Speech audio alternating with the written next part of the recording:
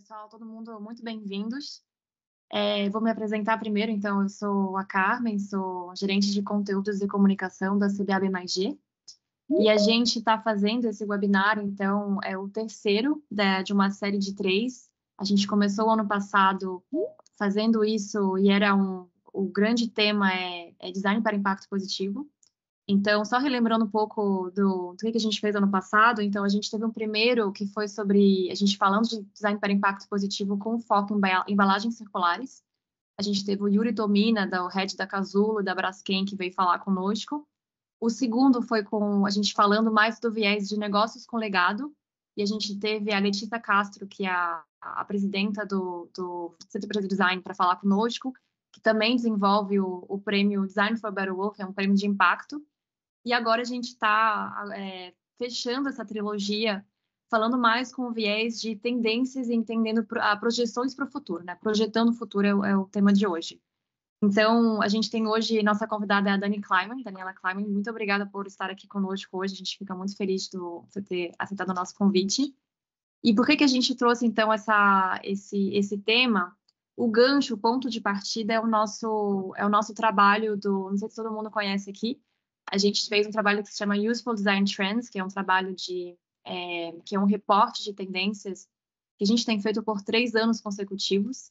E ele é um reporte que traz justamente, ele pega ele junta esses dois caminhos, né? Então a gente fala muito a gente traz tendências, tudo sempre com o viés de design para impacto positivo. A gente pega um framework proprietário, onde a gente entende, a gente entende vários níveis de impacto, vários níveis de transformações positivas, e a gente traz isso, então, através de várias iniciativas no reporte. Então, foi por isso que a gente queria pegar isso como gancho, mas a ideia hoje é a gente, além disso, trazer diferentes perspectivas para, de fato, entender o que é uma tendência, né? Tipo, para que serve, como é que a gente aciona isso e como que isso se junta justamente com a questão do impacto. Então, vou deixar agora até o Luiz e a Dani se apresentarem um pouquinho aqui para o nosso público hoje, para depois a gente dar um start aí nessa conversa. Vai lá, Dani. Se apresenta, por favor. Pessoal, primeiro, obrigado pelo convite. Estou super feliz de conversar com vocês. Acho que, primeiro, pela, obviamente, particularidade do trabalho de vocês, mas também porque, pô, a gente é parceiro de trabalho, né? A gente fizeram um monte de coisa juntos e eu acho que é muito legal quando a gente consegue trocar um pouquinho além também dos projetos mais focados. Então, vai ser ótimo esse bate-papo. Mas, enfim, para me apresentar um pouquinho, eu sou a Daniela Kleiman, eu trabalho com futuros. E eu digo que eu costumo trabalhar faz quase 18 anos com isso. Eu costumo trabalhar com 2 tipos de futuros diferentes, né? Então, o que a gente chama de futuro mais a curto prazo, então, futuro de 0 a 5 anos, totalmente baseado no comportamento das pessoas, então, entendendo realmente os novos valores, novos tipos de consumo, novas formas de viver a vida dia a dia, e etc., e se relacionar e tudo mais, para poder ajudar as marcas a criarem inovações geralmente incrementais com esse tipo de futuro, em cima de produtos, serviços, posicionamento, marcas, etc., para depois vocês chutarem tudo isso para o gol, né? Ajudar a direcionar tudo isso também. E um futuro mais a longo prazo, que foi quando eu fui lá para Israel estudar, fazer meu mestrado em futurismo e novas tecnologias, e aí realmente entrar num futuro mais a longo prazo, que é de 5 a 50 anos, totalmente focado em tecnologias e como as tecnologias vão evoluir daqui para frente, como elas vão influenciar o comportamento do consumidor e também todos os mercados que vão mudar por causa disso. Então, hoje eu tenho a Future Future, que é uma consultoria justamente que junta esses 2 tipos de futuro e ajuda as marcas a entenderem tudo o que vai acontecer no mundo lá fora e como elas podem tangibilizar isso em inovações incrementais, ou disruptivas, ou caminhos, ou enfim, o que elas precisarem dentro das empresas dela para entender tudo o que vai acontecer e tudo como a gente consegue transformar isso em negócios e principalmente negócios bons, né, Luiz? Acho que é disso que a gente vai falar hoje. Legal. Obrigado, Dani. De fato, a gente vem trabalhando aí nesses distintos futuros aí há algum tempo. A gente tem trabalhado como parceiros em vários projetos, tem sido um prazer e é muito legal estar aqui hoje, fechando esse ciclo de discussão de design para impacto positivo com esse olhar de futuro, né? E para quem não me conhece, eu sou Luiz Bartolomei, eu sou CEO da CBAB+G, que é a CBA da América Latina, né, em outras palavras. Estou aqui hoje representando a companhia, junto com o nosso time de conteúdo, para ter essa discussão, que eu acho que é uma discussão fundamental. Tem uma coisa legal nesse projetando o futuro, só para fazer essa amarração, que o projetando aqui ele tem também um duplo sentido, né? Então, quando a gente faz um trabalho tem a ver com esses dois futuros, né, Dani? Quando a gente faz esse trabalho de projeção do que possa vir a ser ou que tipo de futuro a gente quer construir a partir dessas possibilidades, que todo mundo espera um futuro melhor, né? Então tem essa projeção e tem um pouco de como projetar no sentido ótico, né? Essa visão de futuro na realidade. Eu acho que a gente vai conversar aqui sobre duas perspectivas de futuro bem interessantes, que é justamente o fato, é isso que tem feito a gente trabalhar junto, inclusive, nessa mesma perspectiva, uma mais médio-curto, outra mais médio-longo, e tem sido um trabalho feito a quatro mãos muito legal, que eu acho que tem a ver hoje com a nossa discussão de tendências, que eu acho que vai dar um papo muito legal. Então, obrigado, Dani, obrigado a todo mundo que está aqui, nós somos quase 100 pessoas já online escutando a gente, e obrigado, time de content, por ter achado a Dani, lembrado da Dani, amarrado tudo isso para a gente fechar com chave de ouro. Vamos lá. Legal. Bom, para começar, a gente queria colocar um pouco as bases do que a gente está falando aqui. A gente está falando de tendências. E eu acho que a grande pergunta é o que faz uma tendência ser uma tendência. Tem até uma expressão, né, em inglês que é o trend or fad. Então, o fad é aquela moda passageira. Eu acho que é uma coisa que todo mundo no final quer saber. Como é que se define, como é que se identifica uma tendência? Perfeito. Dani, quer começar? Posso começar aqui só. Eu acho que essa pergunta é super importante agora. A gente está vendo diversos textos que estão levantando essa questão e eu, enfim, acabo conversando com muita gente desse universo que trabalha com isso, está todo mundo querendo explicar realmente, então acho que é uma oportunidade boa. Acho que esse termo tendência, ele acabou ficando usado de uma maneira que não faz muito sentido, né? A gente está usando ele para absolutamente tudo e a gente acaba acabando com a importância do que algo que realmente é uma tendência e algo que realmente vai influenciar mercados e negócios, né? Então, quando a gente fala, por exemplo, a tendência do verão é o verde, a gente matou o negócio aqui já, né? Então, assim, primeiro eu já estou no verão, e eu vou dizer, a tendência é o verde. Primeiro que isso, obviamente, não é uma tendência, né? É uma moda, talvez, ou seja, uma mini moda, uma modinha, talvez, que vai acontecer durante aquele curto período de tempo. Segundo que ele não vai mudar em absolutamente nada nosso comportamento, nossa vida em nada. Ele literalmente é uma questão puramente estética, por exemplo. Mas a outra coisa também é que a gente fala que se ele já é uma tendência, então ele não é, né? Porque a tendência é algo que tende a ser, ou seja, que vai acontecer há um tempo, né? Então, acho que a primeira coisa é o uso dessa palavra, que a gente está deixando ele ser, está usando de formas completamente erradas. Eu acho que, então, quando a gente fala de tendência, é algo que é uma coisa maior, né? É uma coisa que tem um potencial de realmente transformar o comportamento das pessoas, ou seja, algo que depois daquilo a gente vai ver uma onda grande de pelo menos 1 ano, 2 anos, 3 anos, 4 anos, que aquilo vai influenciar o comportamento das pessoas, ou talvez às vezes até mudar para sempre aquele tipo de comportamento. Ele é algo que a gente consegue identificar antes, né? Então, por isso que ele é uma tendência, algo que tende a passar a ser desta maneira e acontecer dessa maneira. Então, ele precisa ter, ele é meio um polvinho, né? Ele precisa ter um efeito em cima do comportamento das pessoas. Depois que essas pessoas passam a enxergar e se comportar dessa maneira, aí sim ele pode se tangibilizar em produtos, serviços, etc. Geralmente, quando ele vem ao contrário, ele já vem direto de um produto, de um serviço e tal, aí a gente fala mais se é uma modinha, né? Se é algo que vai vir, as pessoas vão consumir, depois elas vão se encher o saco, porque geralmente é assim, a gente tem o ciclo do produto, né? A gente lança alguma coisa, quando quem trabalha com tendência procura tendência muitos anos antes, a gente identifica aquilo, aí a gente começa a trabalhar em cima desse universo. Quando a gente lança um produto, algumas pessoas, a gente chama das betas, são as responsáveis por aceitar esse produto, gostar desse produto e influenciar outras pessoas eventualmente a quererem aquilo. Então, esse é o auge do nosso produto. Quem trabalha com tendência já partiu para outra, já está procurando outras tendências, não fica preso nela, enquanto os consumidores estão fazendo aquilo acontecer. Quando ele começa a cair para o mainstream, aquilo já não é mais tendência, né? As pessoas têm uma sensação, uma ilusão de que elas estão consumindo uma tendência, mas na verdade elas já não estão mais. Então, a gente que trabalha com isso, a gente precisa saber que nossos timings são muito diferentes do market, do mercado, né? Quando a gente é uma marca, por exemplo, que está trabalhando com isso mesmo, mas a gente precisa entender que a gente vai começar a trabalhar muito tempo antes e que é um trabalho non-stop. Assim que eu coloquei uma tendência no ar e ela vai virar alguma coisa, vai ser tangibilizada ou num comportamento, ou num produto, em algo, a gente já tem que estar trabalhando em outra, né? Então, também isso é interessante. Então, tendências são coisas muito maiores, e elas podem ser locais ou elas podem ser globais também. Então, é importante a gente identificar o que a gente chama de macro, por exemplo, ou micro tendências, ou né? Vocês chamam de macro-revoluções e micro-tendências, por exemplo, né? Então, são coisas que são diferentes também. Mas o interessante é que ele precisa mudar o comportamento das pessoas, né? Não aparecer e desaparecer depois de um mês, como Barbiecore, essas coisas todas que realmente não tem uma coisa por trás, não tem uma grande explicação. Eles são tentativas no mercado de vender novos produtos e novos serviços embasados por algo que está sendo chamado de tendência, né? Opa, estava desligado aqui. Eu já ia começar com a minha máxima de falar com o microfone fechado. Do nosso lado, né, e é muito legal, a gente estava conversando, eu e a Dani, a gente falando assim, e aí, nós vamos falar sobre um tema que é comum a ambos, mas com perspectivas ligeiramente diferentes, complementares, né?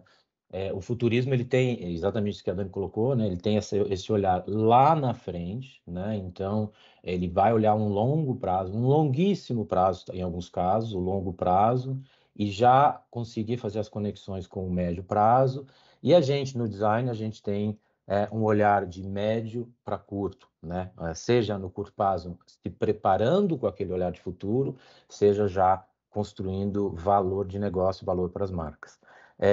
O risco é justamente esse. Nós, do design aqui, com os nossos clientes, a gente está sempre sofrendo, está sempre buscando filtrar e não correr o risco da modinha e sair amplificando algo que, de fato, não é uma tendência, né? O nosso report, por exemplo, quando a gente fala Useful Design Trends, é porque a gente vai olhar com olhar de design, que é um olhar de aplicabilidade. Então, se o nosso olhar ele é totalmente focado na aplicabilidade para os negócios, cujo resultado vá na direção de um impacto positivo para a sociedade como um todo, em 3 níveis, no individual, no coletivo e para o planeta, né? Esse nosso olhar, ele trouxe esse useful no sentido de que, de fato, ele consiga construir valor compartilhado no futuro, porque nós partimos do pressuposto que não há negócio, não há marca, não há organização que vai parar em pé sem que ela entregue valor, né? Sem que ela entregue impacto positivo. Então, esse é o pressuposto. Ah, mas existe aquele... Ok, ele não vai durar. Né? A nossa tese é essa. A nossa tese de transformação é chamar os nossos clientes, chamar os que não são nossos clientes e vão ser nossos clientes, chamar as categorias, a indústria a rediscutir o seu papel para que, de fato, ela entregue valor positivo, né? Entregue impacto positivo no futuro. Então, na conversa, inclusive, que a gente teve, né, Dani, uma coisa que ficou assim, muito tentando entender esses dois lados do uso das tendências, ficou uma coisa assim, o futurista, ele parte de um olhar com uma perspectiva de hoje, olhando lá na frente e vendo como é que isso vai se construir lá na frente, e a gente faz o contrário, né? A gente procura a conexão, olhar lá na frente e ver como é que no médio e no curto prazo a gente consegue construir esses caminhos, que no final é o grande valor do design, né? Ajudar os clientes a construir. E esse o nosso Useful Design Trends, o Design Trends, ele tem um pouco dois significados. Um que é exatamente esse que a Dani colocou, né? Que a tendência é algo que vai gerar mudança e que não é algo fútil ou passageiro, mas tem um lado também que ajudar os nossos clientes e as nossas marcas, as marcas com as quais a gente trabalha, a operar essa maravilha, né? Porque uma das coisas que a gente vê é que muita gente lê as tendências de uma forma, ou entendem ela de uma forma oportunista, portanto não é uma tendência, ou vem com uma coisa muito distante e não consegue construir a base e o fundamento para que isso aconteça. Então, dentro de uma corporação e de uma gestora de marca, né, assim, uma das maiores apostas dela para poder capturar o valor de uma tendência é a própria marca. E se ela não prepara a marca, né, os fundamentos da marca, para fazer com que isso aconteça, não vai acontecer. Então, o papel do Useful Design Trends, ele tenta capturar o valor daquilo que realmente é uma tendência, mas ao mesmo tempo a gente tenta fazer um papel um pouco contraditório, né? Que é mostrar como é que isso pode ser operado hoje para fazer com que a mentalidade da indústria de forma geral coloque de lado um pouco aquele olhar um pouco, isso é inatingível, isso não é para mim ou isso não é para mim hoje. Porque se você não se preparar para essa construção, ela não vai acontecer. Então, a gente trabalha com esses dois polos, né? É a mesma coisa vista de formas diferentes, porque são papéis diferentes, né? E o nosso papel é tentar mostrar o caminho para que precisa ser pavimentado o quanto antes, porque do contrário, o nosso cliente e as marcas das quais ele opera vai passar a margem de tudo isso e quem sabe nem vai sobreviver no futuro, né?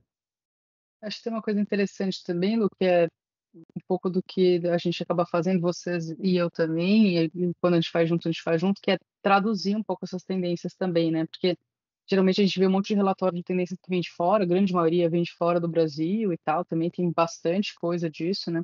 E aí o pessoal volta com um monte de coisa embaixo do braço do SX e tal, e começa a ler.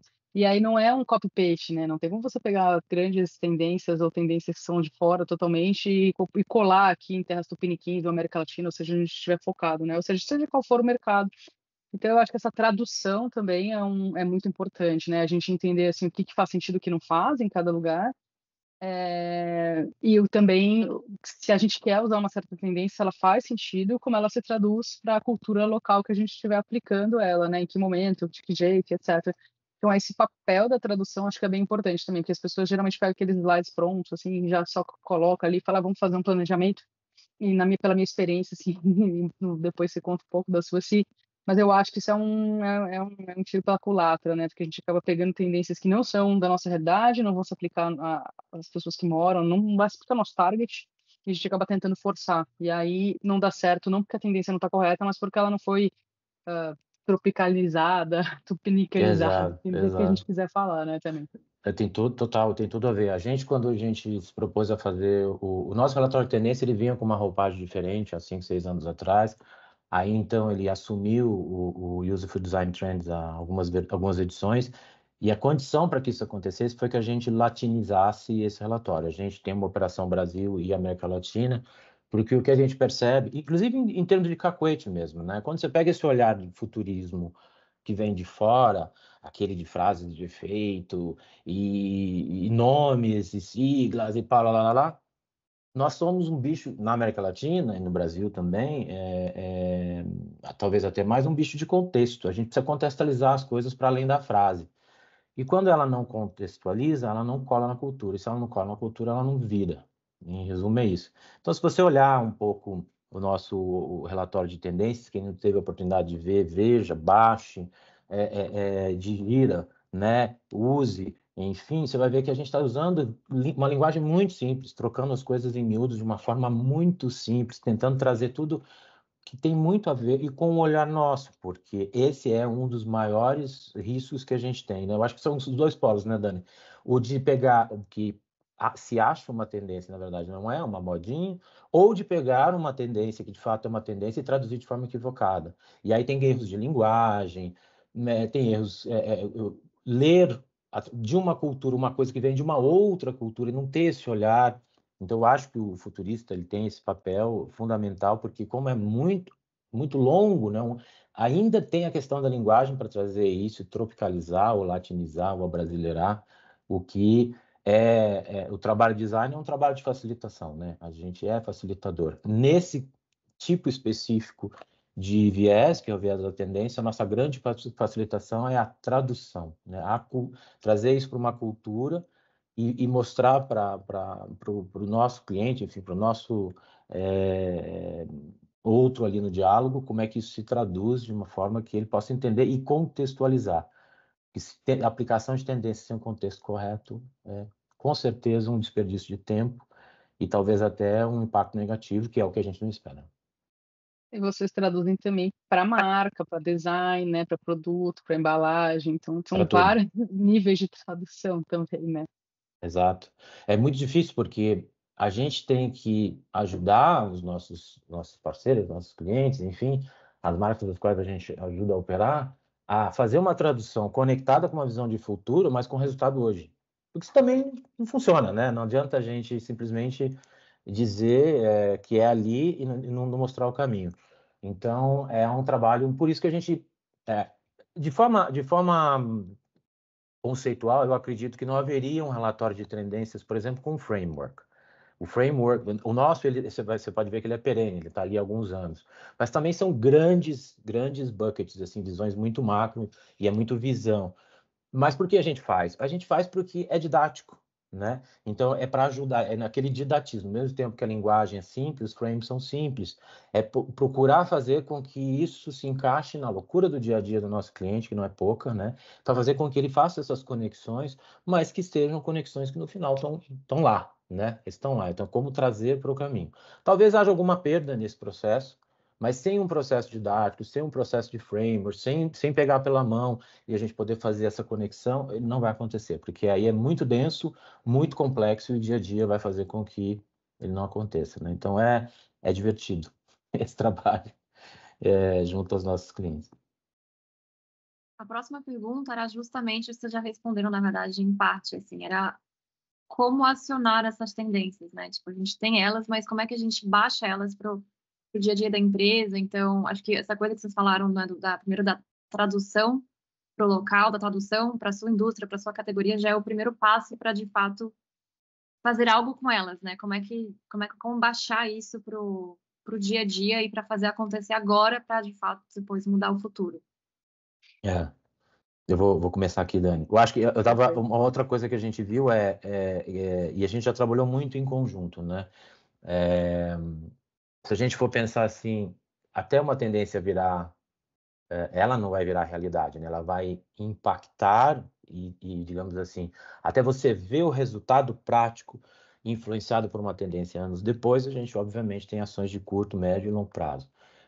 Aonde a ordem é reversa, né? Primeiro o longo, depois o médio, depois o curto. E quando a gente está no curto, que está muito no território onde a gente opera, de tangibilizar aquilo, a futuróloga já está anos-luz, né? E construindo e percebendo o novo longo, depois médio, curto. E a gente já operou algumas vezes em conjunto no médio.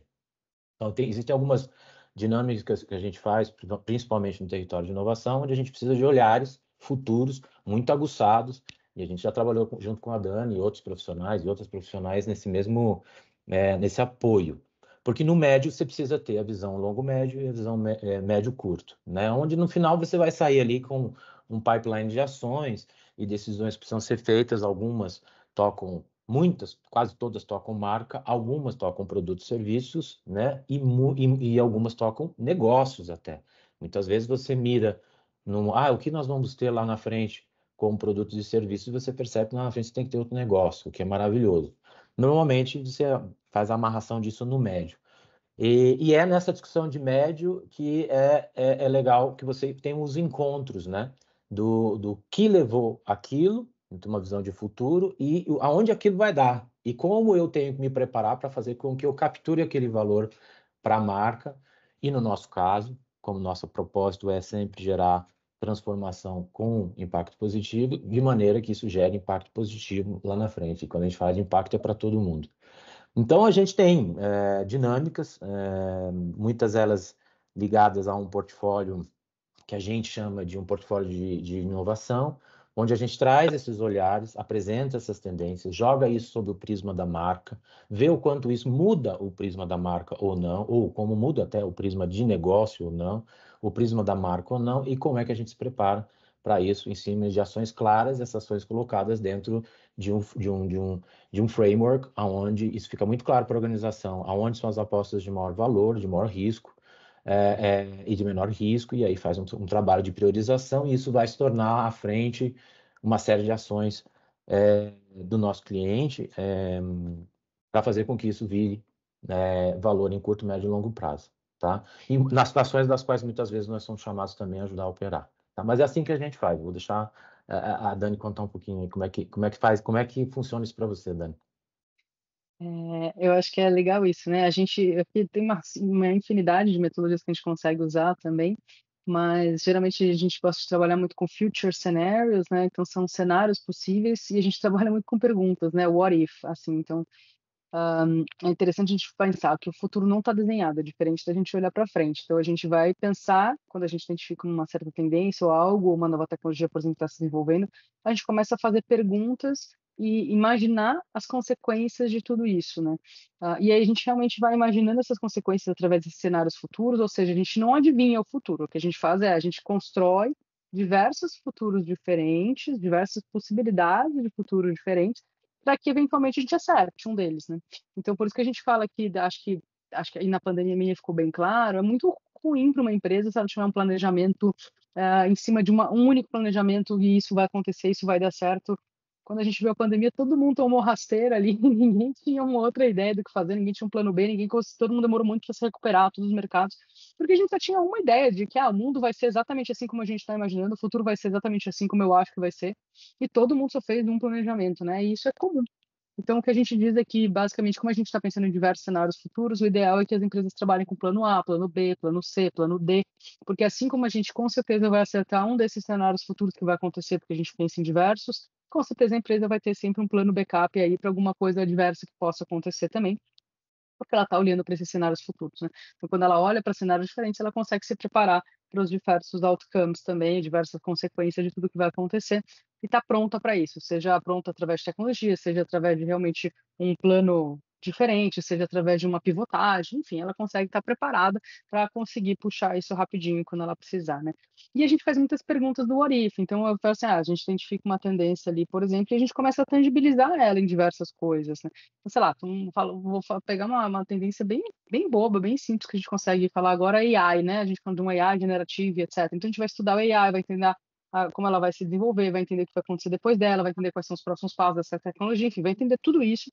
Mas aí eu vou começar a fazer um monte de planejamentos e fazer muitas perguntas de what if e se, em cima dessa primeira estágio de AI, e se ela se desenvolver a ponto de que ela pode substituir pessoas em quais tipos de trabalho. A gente vai se perguntando coisas. E cada resposta dessa vai me levando um pouquinho mais longe também, vai me levando a ter cenários, a possibilidades diferentes. Tá, mas e se ela nunca se desenvolver, não dá em nada, ela fica do jeito que ela tá? A gente vai usar ela para quê? Ela vai servir para quê? Ah, tá, mas se ela se desenvolver um pouco mais rápido. E se ela desenvolver mais rápido do que ela já foi? O que vai acontecer?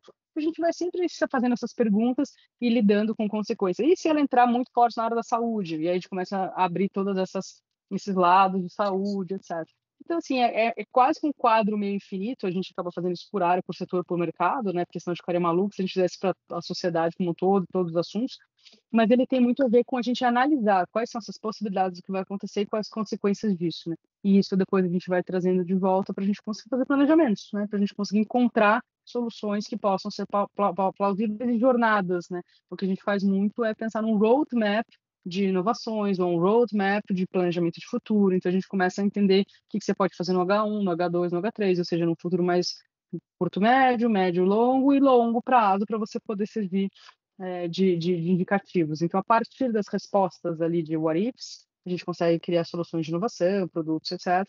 E aí, sim, a gente consegue encaixar no timeline. Então, a gente faz mais ou menos desse jeito, porque a gente também imagina já começa a entender tempos das tecnologias chegarem, tempo de desenvolvimento, tempo de um certo comportamento virar mainstream, a gente começa a ir conectando todos esses fatores, né? Mas tem uma infinidade de jeitos de fazer, a gente não tem só um também, enfim, profissional aqui que trabalha com isso acaba trabalhando de uma maneira diferente, né? E uma coisa legal, né, Dani, que às vezes o contexto da indústria muda também, influencia na metodologia, né? Porque o objetivo não é fazer, o objetivo é fazer de maneira que aquele player daquela indústria possa absorver e operar de forma excelente. E tem uma coisa que eu acho, não sei se você concorda comigo, tem uma coisa que eu acho que aconteceu nos últimos anos, nós tínhamos um olhar, né, da administração que era muito fatalista, né? As coisas, obviamente, aconteciam com uma velocidade menor, os grandes ciclos de mudança demoravam séculos para acontecer. Hoje a gente vive revoluções a cada 50, 30 anos, daqui a pouco vai ser a cada 15, 10, sabe Deus de que maneira isso vai acontecer daqui a pouco.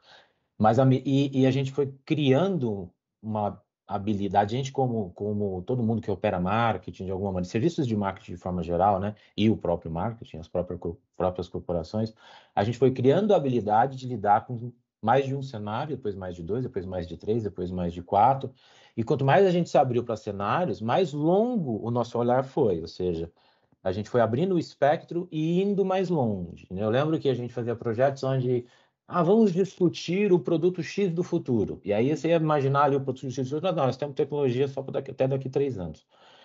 E o último projeto nós temos, daqui a 50 anos. Né? Então, a gente amplia o espectro e amplia também a distância. E à medida que a gente vai mais longe, os planejamentos ficam mais curtos, né? Então, quando a gente fala de marca, por exemplo, antes a gente fazia um projeto de plataforma de marca, né? Que é a parte estratégica, escrita, né? aqui veio a marca e tinha uma expectativa de morrer quem fez e a marca continuar a mesma. Há 50 anos a marca tinha exatamente o mesmo posicionamento, os mesmos valores e tal. Isso foi encurtando, 50, 30, 40, né? E hoje as marcas precisam se adaptar com uma velocidade e que cada vez se procura um elemento mais core para poder liberar aquilo que as pessoas que já fazem a organização se movimentar, porque é incômodo para a gente imaginar que uma marca vai mudar de alguma maneira, a maneira como ela era, porque todos mudamos, a humanidade muda com uma velocidade muito grande, então é muito curioso, né? Que quanto mais longe a gente olha, mais cenários a gente tem que abrir e mais curto, e uma frequência maior de mudanças, tanto marca como produtos, como serviços, como canais, como tudo, precisa alterar. É uma velocidade que antes não existia, né? Eu acho que é legal isso que você falou, assim, bem interessante, porque tem duas coisas, né? Tem essa questão de a gente precisar mudar mais rápido, ou seja, adaptar tudo mais rápido, mas ao mesmo tempo é legal essa história de olhar mais longe, porque eu sinto que a gente, talvez eu vá até já invadir um pouquinho o próximo assunto, mas a gente consegue planejar mais longe e medir impacto, né? Que eu acho que é isso que faltava sempre na indústria. A gente ficava fazendo coisas sempre muito curtas, sem pensar e sem olhar para o impacto que aquilo vai causar mais para frente, seja no comportamento das pessoas. Pensa, as redes sociais foram zero planejadas pensando no impacto, né? Olha o impacto que causou no mundo. Literalmente, foi a tecnologia que mais mudou a nossa vida no século XXI e a que mais vai continuar a mudar e a que polarizou o mundo. O mundo está polarizado por culpa das redes sociais, por culpa dos filtros, enfim. A gente está vivendo essa situação política de guerras e etc. no mundo, grande parte disso tem a ver com como funcionam as redes sociais, por exemplo, que não deixava de ser uma coisa inocente quando nasceu ali atrás, vamos Exato. conectar os colegas perdidos e tal. Então, como o planejamento a longo prazo, essas consequências de pensar, pô, quais são as consequências disso, né? Faltou muito what ifs lá, a gente pensar em cenários futuros em cima disso. A gente planejava a curto prazo e gerava esses efeitos. Obviamente, estou trazendo aqui um efeito em cima de mundo, pessoas, etc., mas os efeitos em cima de sustentabilidade, planeta, meio ambiente, etc., a gente não parou para pensar. Eu acho que pelo menos a gente está entrando num novo momento onde, já que eu estou aberto a olhar mais para frente, e já que eu estou aberto a planejar, pelo menos com consciência do que vai vir depois, por mais que eu tenha que alterar sempre mais rápido agora, porque as pessoas estão fluidas, as alterações também são fluidas dos mercados também, mas eu tô começando a medir o impacto que eu vou ter no futuro, que eu acho que é super positivo isso, sabe? Muito bom. E É isso só, mesmo. achei legal quando você falou, a gente não adivinha o futuro, Dani, porque acho que muita, assim, muita gente que não está muito tão próximo com, né, a questão do futurismo, futurologia, fica pensando que é isso, a gente vai, são pessoas que vão adivinhar o futuro, a gente vai saber para onde a gente vai. Eu acho que a pandemia trouxe muito isso, assim, de, putz, chegou um negócio aí que ninguém estava imaginando, ninguém previu, ninguém sabia que ia chegar, e que trouxe ela mesma também, né, acelerou muita coisa. Então, acelerou o trabalho remoto, assim, mudou nossa relação com o trabalho, mudou tanta coisa. E é realmente algo que não dá para adivinhar. Então, acho muito bom essa coisa de ter vários planejamentos, né? De você ter, das empresas olharem para terem aí um backup, plano A, plano B, plano C. Achei muito bom isso. E agora, voltando para a questão que você falou agora, né, de questão de medir o impacto e tal, acho que aqui eu queria trazer um pouco, porque assim, o nosso reporte, então, justamente, todo o que a gente está fazendo hoje é juntar duas coisas que não necessariamente estão sempre vistas juntas, né? A questão da tendência com o impacto positivo. A gente tem nosso framework, quando a gente traz diferentes níveis de transformações.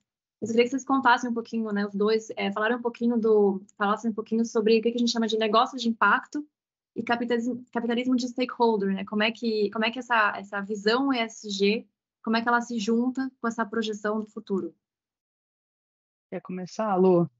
Posso começar? Eu acho que até amarra com o ponto que a Dani colocou, né? O fato de hoje você poder entender, numa visão de longo prazo, as alternativas que você tem e o impacto que elas vão gerar, isso, em tese, é tudo que a gente precisava, é o nível de maturidade que as organizações precisavam para poder tomar suas decisões e poder acionar as coisas a seu favor, obviamente, porque as organizações não estão aí à toa, né? Elas têm compromissos com seus acionistas e tudo mais. Eu acho que isso não vai mudar necessariamente, mas a transformação começa por aí. Se eu tenho a possibilidade de construir valor no futuro, e se eu entendo que o valor vai ser tão maior ou mais coerente quanto mais compartilhado ele for, eu tenho 5 caminhos nos quais eu tenho E hoje você consegue medir esse impacto, né? Óbvio que vai acertar na mosca ou não acertar na mosca não é o que vem em questão, porque todo mundo está se movimentando, né? Mas se eu consigo perceber claramente uma dissonância entre A, B, C, D e ela, e descobrir que dentro dessas duas eu consigo fazer, aumentar o valor da minha companhia, garantir a sobrevivência do valor que eu represento para os meus acionistas, e ainda assim construir um futuro melhor, com impacto positivo para todo mundo, dando aos stakeholders que consomem de alguma forma, ou que estão na minha cadeia de valor, a opção de participar desse movimento junto, isso é, em tese, algo mais ESG impossível, né? Então, eu acho que essa visão tem tudo a ver. Se eu apenas olho no curto prazo, eu não vou envolver ninguém. Eu não vou envolver ninguém. Eu nem tenho bala na agulha para envolver ninguém. Eu não tenho discurso, não tenho mentalidade, eu não tenho, provavelmente, dentro da companhia, cultura para poder fazer com que isso aconteça, e eu vou continuar vivendo da existência. Eu lembro há muitos anos atrás, existe quando no branding 1.0, talvez, ou 1.5, que a gente falava muito de marcas e companhias existenciais e marcas e companhias essenciais. Depois entrou a questão do propósito e por aí vai, até que isso chegou hoje nessa visão do capitalismo dos stakeholders, né? Saiu dos shareholders para os stakeholders. Esse é o único caminho, não há outro caminho possível, né? Então, aquelas que continuarão existindo empresas com olhar de curto prazo, dentro do espaço da existencialidade apenas, eu existo aqui, eu forneço isto aqui para essa engrenagem. Ponto. O dia que a engrenagem não existir, essa empresa morreu. Vai continuar existindo, né? É isso aí, mas eu acho que o fato de você poder envisionar um futuro, perceber qual o seu papel pode ser construído dentro desse futuro de forma relevante, com valor para todo mundo, isso é ESG na veia, né? A gente para ESG no sentido de, não estou falando de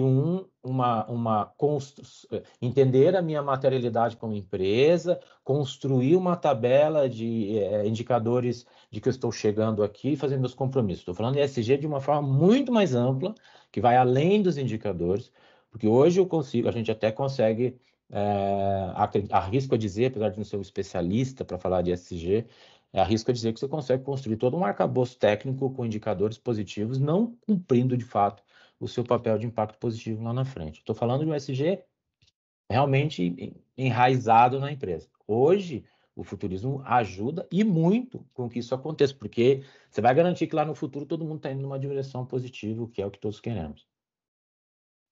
Eu acho que essa é a grande questão desse tema, né? Eu acho que quando o BlackRock lá anunciou o fundo dele totalmente focado em ESG, foi uma grande mudança para o mercado, foi um grande alerta, né?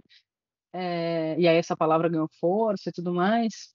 Mas eu acho interessante que a gente precisaria, quando pelo menos, né, como eu olho mais para o futuro, a gente realmente precisaria fazer muito mais, eu acho, sabe, do que a gente está fazendo. Precisa dessa consciência que você está trazendo, Luiz, para todas as empresas de todos os mercados, porque realmente, assim, acho que quando eu comecei a entender que a gente não, a partir de agora já não bastaria mais ser neutro, né? Ou seja, todas essas carbono neutro, todas essas neutralidades, ou seja, não adiantaria mais eu parar de produzir impactos negativos, mas eu precisaria agora começar a falar de impacto positivo, que significa que eu preciso começar a gerar coisas positivas, né?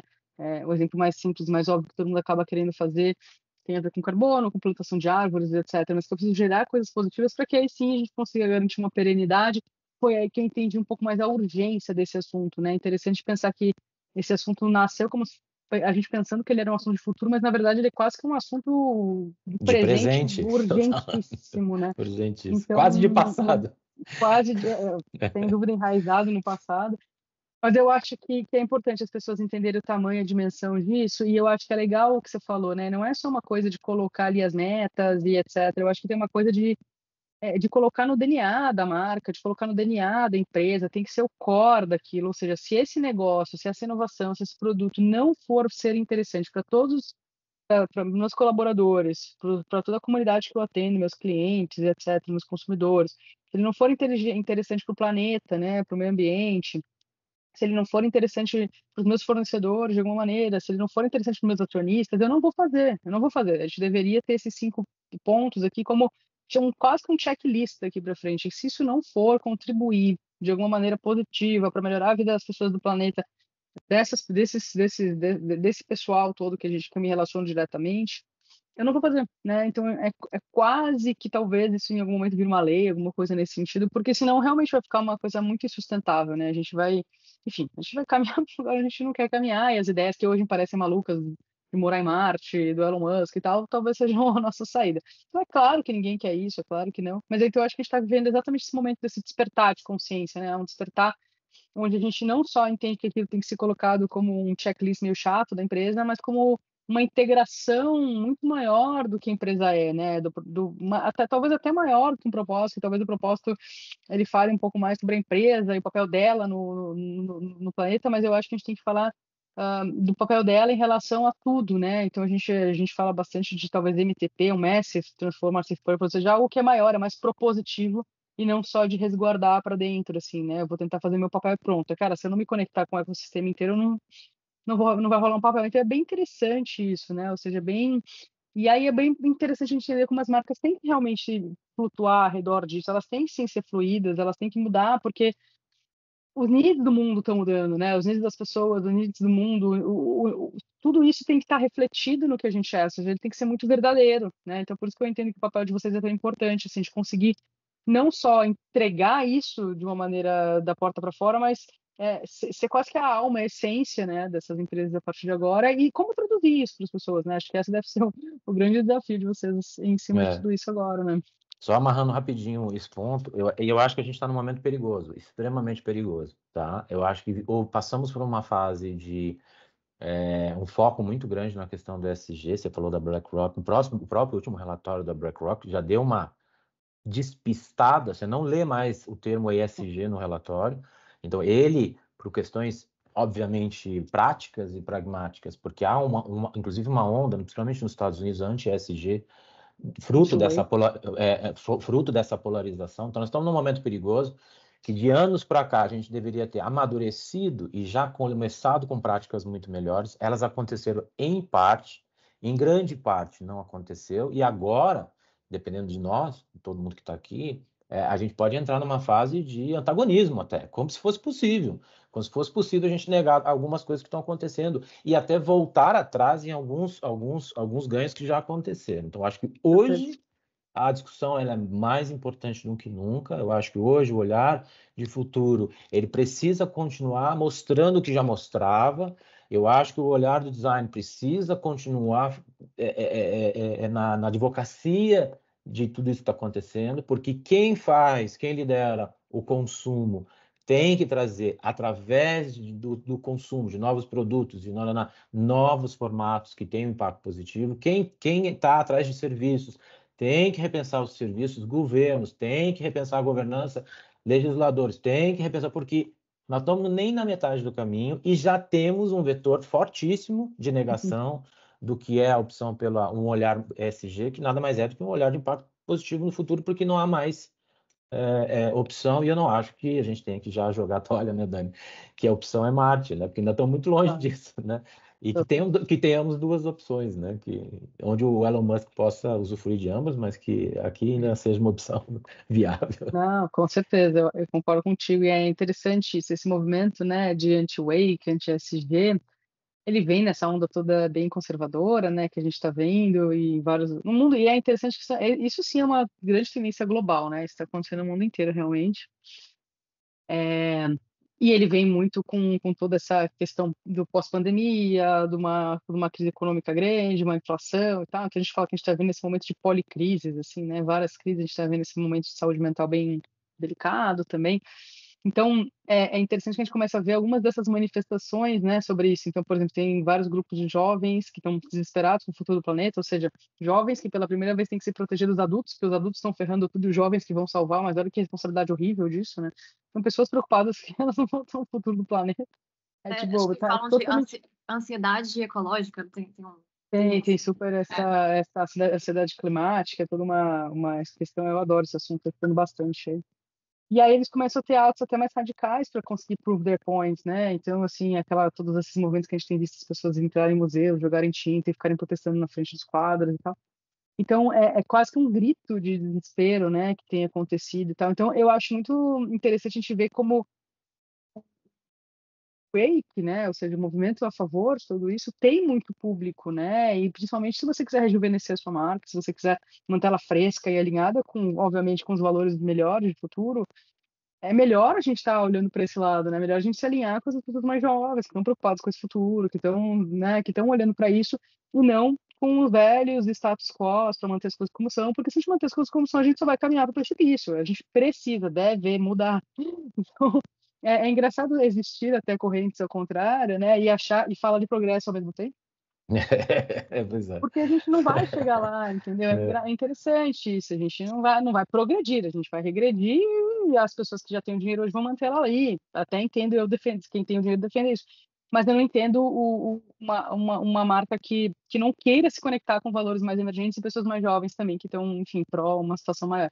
Então é interessante ver aonde a gente precisa, assim, quase que nesse mundo polarizado é super delicado isso, né? As marcas precisam entender como navegar isso. Eu acho que esse talvez deva até ser um tema importante para vocês nesse momento, porque eu preciso entender o que navegar, né? Porque eu não necessariamente quero me posicionar, mas ao mesmo tempo não se posicionar já é se posicionar. Enfim, eu acho que a gente está num momento bem interessante, assim, sobre marcas nesse contexto geral, né? Sem dúvida. Lembrando aqui uma conversa que a gente teve antes de fazer esse webinar, eu lembro de uma frase que você falou, Luiz, que empresa sem impacto positivo não existirá. Então, assim, acho que é uma crença nossa, né? A gente vê que tem esse movimento aí anti-ESG, que tem toda uma, né, uma mentalidade conservadora que não acredita nisso, mas se a gente pensa nesse sentido, é quase uma sobrevivência. Então, a gente precisa olhar para isso, porque senão a gente vai estar fora do mercado e é isso aí. Eu acho que para melhorar essa frase, até assim, o estado de arte de valor é impacto positivo, né? Então, assim, o valor maior, o que vai garantir a sobrevivência, porque, né, qual é a grande entrega da inovação? Então, a inovação é a sobrevivência da empresa, a sobrevivência daquela indústria, daquele negócio, é isso que está todo mundo buscando, né? E de preferência com valor maior. O maior valor a ser traduzido no futuro é justamente o impacto positivo, mostrar que você tem um ponto, que você tem uma entrega e que você está colaborando para um movimento maior, né? Eu realmente acredito nisso. Tem movimentos até que dizem que é bem polêmico esse, né? Mas a gente fala que o modelo de negócio sempre é crescer, né? A gente precisa crescer, se a gente diminuir, se a gente entrar e cumprir SGs e tal, a gente não vai crescer, a gente precisa crescer, como se fosse um mantra que a gente precisa estar sempre crescendo, né? Os negócios têm que estar sempre crescendo. E aí tem todo um movimento de pessoas que estão conectadas a todo esse universo de clima e planeta que defendem que não, eu não preciso mais crescer, tá bom já, não preciso crescer. Não, por que crescer, né? Eu não preciso decrescer, mas eu não preciso mais crescer, né, às custas do meio ambiente, às custas do planeta, às custas dos recursos, às custas da matéria-prima, às custas de mão de obra escrava, enfim. Então é um movimento que questiona, talvez pela primeira vez, talvez o principal pilar do capitalismo aqui, né? Se eu preciso Capitalismo, crescer o fundamento principal do constantemente, capitalismo, né? A exato. religião Essa do discussão é capitalismo, né? muito boa, exato. Essa discussão é boa pra caramba, assim, né? Tipo, não, porque senão a gente vai parar de crescer. E as pessoas vão, tá, e daí se você parar de crescer?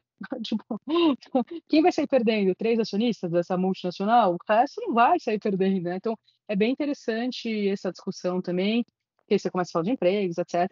Então, assim, é uma discussão gigantesca, a gente poderia ficar dias aqui falando sobre isso, mas é legal ver também quais são os pontos que estão sendo colocados para a gente entender como costurar isso numa solução que seja mais positiva para a maioria das pessoas, né? E outra coisa também, Dani, que as pessoas, em geral, o senso comum, quando você fala impacto positivo, há uma associação disso a atividades extra ao core de uma determinada marca. Não, o que nós estamos dizendo é transformar tudo em algo melhor, porque há de Bioeconomia. haver, é possível, basta olhar para frente, basta operacionalizar isso, né?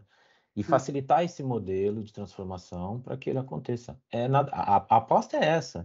Nós não estamos falando daquela visão lá de trás, institucional, vamos criar uma fundação, aí da fundação aquilo virou ações. Não estamos falando nada disso, nós estamos falando assim, não faça nada além do seu core. Transforme o core da sua organização, a maneira como ela se relaciona com a cadeia de valor e a maneira como ela entrega valor para o cara lá na frente e para a sociedade lá na frente. É unicamente isso, nós estamos falando exatamente da sobrevivência Perfeito.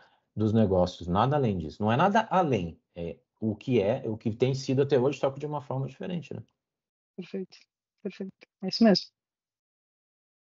Dani, a gente tem aqui muitos designers, né, que a gente chama agência de design, a gente faz outras coisas, né, brand, inovação, pesquisa, mas a gente tem o core no design com grande D, A gente pensa design como um set de uma abordagem, umas ferramentas que ajudam a chegar em novas soluções, é assim que a gente, né, define. Então, se a gente, aqui seria pensar um pouco como se a gente juntasse, né, o olhar do futurista com o olhar do designer, como é que seria isso, né? Que conselho futurista você daria para um designer, assim, para ele trazer um pouco desse olhar para o dia a dia dele? Legal essa pergunta. É, eu sinto que, assim, eu acho que esse conselho ele serve para os designers, mas ele acho que ele serve também para quem estiver tentando olhar para a inovação dentro de empresas, etc., que a gente sempre olha a partir do nosso ponto de vista e coloca todos os nossos impeditivos, dificuldades e impossibilidades na frente, né? Então, na hora que eu vou começar a construir alguma coisa, sei lá, uma embalagem nova, qualquer coisa assim, eu já vou pensar em como funciona a indústria, o que que ela pode me entregar, quais são os formatos existentes. Eu tô fazendo um apartamento agora, eu tô reformando um apartamento agora, e eu tô com essa dificuldade, por exemplo, com o arquiteto, né? Então eu falo assim, eu quero coisa mais maluca que você já fez, e ele não Haja visão de consegue. futuro, né? Então ele não consegue muito, porque ele fica preso ao que ele conhece. Ah, porque tem esse revestimento dessa marca aqui, não sei o quê, tem esse aqui. Não, filho, mais, vai mais. Né? Enfim, é super difícil fazer soltar, né? Fazer soltar. Então, o meu conselho é, cara, vai o mais longe possível, esquece as amarras, esquece as leis, esquece a legislação, esquece como a indústria funciona, esquece o preço, esquece tudo esses problemas na hora que você começa e vai o mais longe possível. E assim, se você pudesse ter todo o dinheiro do mundo, todas as possibilidades do mundo para resolver aquele problema específico, para fazer o state of the art do que você vai fazer, o que você faria? Depois você vai voltando e vai colocando as amarras e tal, porque eu acho que é aí que a gente não consegue inovar, a gente fica preso, já começa, ah, tá, porque a embalagem já tem que ser assim, que tem o vácuo, que tem a mesma tampa, que tem não sei o quê, já não... Pô, você já não vai inovar, você já vai fazer uma coisa exatamente igual que existe, você vai mudar o design, talvez no máximo, mudar, né, ou seja, as características do design, cor, fonte, etc., mas você não vai inovar, né? Então, eu acho que é isso, é se livrar de todas as amarras que vão nascer os designs e negócios mais disruptivos que a gente pode ver, entendeu?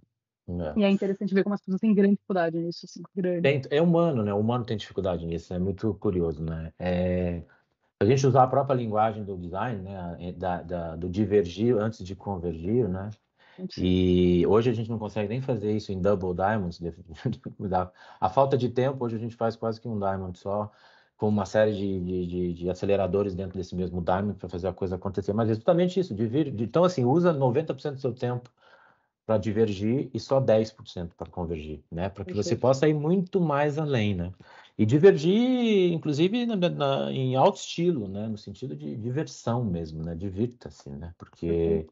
Porque é muito legal você criar sem amarras, né? E você projetar coisas e falar assim, não, mas a legislação vai chegar lá, fica tranquilo, né? Ah, mas o preço não fecha. Exato. Ah, mas a tecnologia vai acelerar e você vai conseguir um insumo. Depois a gente Joga resolve, né? joga esse jogo, né, para poder chegar no novo, e aí é muito difícil porque você vai lidar com um exército de pessoas, inclusive você mesmo, né, tentando trazer aquilo por um espaço e um território de conhecimento que, em última análise, é o que faz você acordar de manhã e falar assim, eu tenho valor, né, porque eu aprendi, eu fiz. Então você tem que o tempo todo jogar isso fora e buscar mais valor. É por isso que o humano ele tem uma resistência para fazer isso, né? Mas aprender a fazer isso, se divertir com isso, para divergir ao máximo, antes de começar a parar as arestas, eu acho que é por aí, né, Dani? 100%. Quem não vive esse olhar de futuro o tempo todo é mais difícil. Por isso que, eu comentei, né? Como designer, a gente tem que olhar muito no futuro, que a gente acha que olha, mas não olha tanto. Olhar lá no futuro, gerar essas hipóteses e aí trazer isso para o médio e operar no curto, mas com aquele olhar, né? Porque se você ficar só com um olhar de curto para o curto, você está o tempo todo no retrovisor, você não vai conseguir gerar nada novo. Eu acho que referência também no que, se você for, por exemplo, a maioria dos meus clientes, por exemplo, eles são, vou chutar aqui, é uma indústria de automóveis, automobilística. Todas as referências, quando ele vai buscar referência, ele vai buscar na indústria automobilística, né? Como se fosse um copy-paste também, né? Inovação e tal. Eu acho que a grande questão é a gente buscar referências fora do nosso universo. Ah, Então, sem se eu sou dúvida. designer, é buscar referência fora do design, sabe? É em outros universos. E a inovação e o futuro, ele vem da conexão entre áreas. Ele é multidisciplinar, ele não é uma coisa. Se a gente não for buscar referência em diversas áreas diferentes, a gente também não consegue criar fora do que eu já conheço, né? Então, eu acho que isso é importante. Eu sou um designer que fico buscando referência em site de design, de embalagem, de logo e tal. Eu só vou criar a mesma coisa. Eu não vou conseguir ter a referência suficiente, repertório suficiente para criar uma coisa diferente também. sem Então dúvida. é importante isso, né? Eu acho que é buscar outras fontes de repertório. E não só importante, como fundamental, porque afinal de contas, é por isso que um cliente nos contrata, porque quem vive a sua própria indústria 24/7 é o cliente. Se a gente fizer o mesmo, a gente não tem valor nenhum Exato. para o cliente, para o gestor da máquina, Total. né? Então, mais do Perfeito. que importante mais do que nada, foi para isso que nós fomos criados, né? Esse é Perfeito. o nosso papel. Eu acho que até o Useful Design Trends traz um pouco disso, a gente traz muitas categorias para uma mesma tendência para mostrar que ela se aplica em tudo. Então, tem uma questão lá do gênero, mas não é só na indústria da beleza. Na indústria também, às vezes, a indústria X, que você acha que não tem impacto, mas na verdade tem. Então, tudo Tá? no final consegue se entrelaçar, assim. Sim. Pessoal, a gente tem alguns minutinhos para fechar, então a gente tem duas perguntas aqui. Vou ler aqui, então, a primeira, da Francine. Vocês consideram significante marcas entrarem nessas modinhas, naquele momento do hype, ou apenas focar em tendências a médio e longo prazo? Era a pergunta. Responder super rapidinho aqui, depois passo para o seu. Na minha opinião, é que se a gente depende da estratégia da empresa, depende do que ela está precisando, do planejamento dela, e depende do produto que ela tem. Mas vamos supor que ela for bem de consumo para o consumidor, sei lá, fim B2C e tal. Eu acho que a modinha serve para alavancar vendas, mas não chega em marca, né? Ou seja, não mexe na marca. Então, se eu quiser mexer em marca e me posicionar, são tendências mais macro e tal. Se eu quiser vender rapidamente, as modinhas vão funcionar. Exatamente isso, né? Se a gente imaginar uma gradação assim de velocidade, de consumo de coisas novas, né? Que a gente quer coisa, a gente não quer mudar, mas a gente adora mudança nos outros, né? Então, quanto mais os outros mostram que estão mudando o tempo todo, mais valor para a gente tem, né? O que é um paradoxo absurdo. Então, se você pega consumo massivo, consumo, aí ele vai para outras indústrias de menor ritmo, claramente ali a modinha perde, vai pulverizando o valor dela até que ela não tem valor nenhum, enquanto a tendência não. Mas tem uma coisa curiosa na tendência que é assim, quando a gente olha, e a gente viveu esse drama, tá, Dani, na própria curadoria do Design Trends, quando a gente olha os Design Trends nossos daqui para 5 anos atrás, tinha uma coisa que nos incomodava, até que a gente aprendeu que isso não era um incômodo, isso era uma validação, que muitas das tendências do ano anterior, imagina, eu estou falando de 12 meses, né? Então, aquela época, quando a gente começou, 12 meses era uma eternidade. Hoje em dia, 12 meses, o universo mudou 3 vezes. Mas a gente tinha um incômodo que era, putz, mas eu estou capturando a mesma coisa, né? Mas não era a mesma coisa. E não tem por que não ser a mesma coisa, porque sendo uma tendência, ela não vai se estabelecer em 12 meses, né? Mas a gente começou a perceber que o rico estava nos vieses, né? Como isso conecta um pouco com a questão dos algoritmos aqui, como ela foi dando, ela foi tropeçando, ela foi mudando o que parecia ser o rumo dela e foi se travestindo de uma forma diferente até chegar no... E amanhã vai ser diferente de novo. Por quê? Porque é isso que você falou, cara, são cenários, e às vezes é como se fosse uma corrida de cavalos, você está apostando em 5 cavalos e às vezes é cabeça, corpo, cabeça e vai se estabelecer aos poucos. O importante é que você sabia quais eram os 5 cavalos e qual era o efeito prático de cada um ganhar, né? Então isso é uma Perfeito. coisa que hoje a gente não vive mais desse drama e a gente percebe isso como uma delícia de fazer a curadoria e perceber, olha como era, como estava se estabelecendo e de repente virou por uma série de fatores e hoje vai se estabelecer de uma forma diferente. Perfeito. Aí tem a segunda pergunta, você já até falou um pouquinho, Luiz, como lidar com os algoritmos nessa questão, além da tendência, também com a ampliação universalidade da proposta. Vamos terminar filosofando aqui, Dani. Cara, eu preciso, acho que ler de novo essa pergunta porque me cortou para você. Como lidar com os algoritmos nessa questão, além da tendência, também com a ampliação e universalidade da proposta. Nossa, achei a pergunta bem filosófica. Cara, eu acho que assim, a gente vai ter que aprender a lidar, porque acho que absolutamente todos os nossos mercados e toda a nossa vida a partir de agora vai ser permeada por isso, né? Então, o importante é que a gente saiba disso e que a gente use a nosso favor, sempre, né? Então, saber que eu tenho que, que eu tenho que saber que eu estou aceitando cada vez que eu entro em qualquer outra coisa, qualquer plataforma de qualquer marca, de qualquer coisa, eu estou aceitando que meus dados vão valer dinheiro ali e que minha atenção vale dinheiro e etc. Para eles é muito valioso e que aquilo ali vai determinar o que eu vou receber e o que eu vou comprar daqui para frente. Porque eu só vou basicamente ter acesso a essas coisas daqui para frente. Então é interessante a gente ter essa consciência e saber muito bem como a gente usar. E por outro lado, eu acho que vai ser bem importante as marcas também terem essa consciência e estabelecer umas regras de fair play, né? A gente vai precisar estabelecer alguns tipos de regras para que a gente não perpetue esse momento que a gente está vivendo aqui de polarização, mas sim que a gente volte a dar um monte de opções para as pessoas, e já que o universo é diverso, elas sintam que elas têm opções, né? E não fiquem repetindo sempre as mesmas escolhas. É uma pergunta que daria um webinar só para ele, só para ela, né? Uma pergunta muito profunda. Eu tendo a achar que é uma situação diferente. Hoje ela é bastante perigosa pelo ponto que a Dani colocou, de multirrealidades, né? Você pode ter à mesa 10 pessoas, cada um vivendo o que elas entendem ser uma realidade diferente, 5 de um lado, 5 de outro, que vão se juntando por verossimilhança, mas no final aí gera um antagonismo muito grande do outro lado da mesa. Isso é a dor eu acho que da humanidade hoje, mas a gente precisa ver que também esses níveis de influência sempre existiram em poucas mãos lá no passado. Então, quando você vê o papel da imprensa, a relação que a imprensa tinha com os governos e todo o trabalho que depois entrou, o grande viés da comunicação, né, que passou as grandes grupos de comunicação a influenciar praticamente o imaginário de toda uma população. Essas coisas já aconteceram. Hoje elas só estão pulverizadas e meio fora de controle, né? Então, que dependendo da maneira como você olha, essa falta de controle pode até ser vista de forma positiva, ao invés de estar sob controle de poucas pessoas. Os grandes conglomerados digitais começam a fazer o papel que era desses grandes players lá atrás, e isso é muito perigoso, mas é tudo muito incontrolável. Então, eu acho que as tendências, elas existem, né? A maneira como elas vão virar realidade, vão impactar a humanidade, depende desse caminho, o qual a gente comentou desde o início, para chegar aqui. E hoje a gente tem que lidar com os algoritmos e a maneira como mais um viés qual que a gente precisa lidar para que elas se estabeleçam.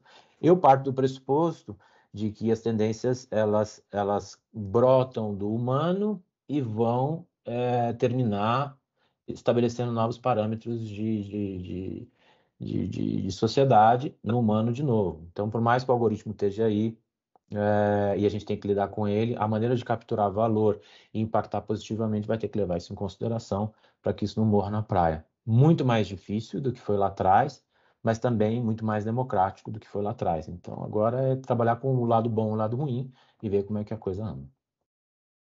Maravilha. Pessoal, acabei de descobrir umas novas perguntas que estavam no Q&A que a gente não vai ter tempo de responder, infelizmente, que a gente está chegando no final, a gente já extrapolou um pouquinho o tempo aqui. Então, eu queria, né, para finalizar, agradecer, bom, primeiro, Dani, por aceitar o convite para a gente ter essa conversa aí, que foi bem, bem importante. E Luiz, claro, e todo mundo que está aqui que conseguiu assistir. Para quem quiser assistir de novo, não conseguiu ver inteiro, a gente vai colocar no YouTube. E a gente também sempre manda depois por e-mail para todo mundo que se inscreveu, a gente manda sempre um resuminho, destaca, a gente também pode responder as perguntas que a gente não teve tempo de responder lá.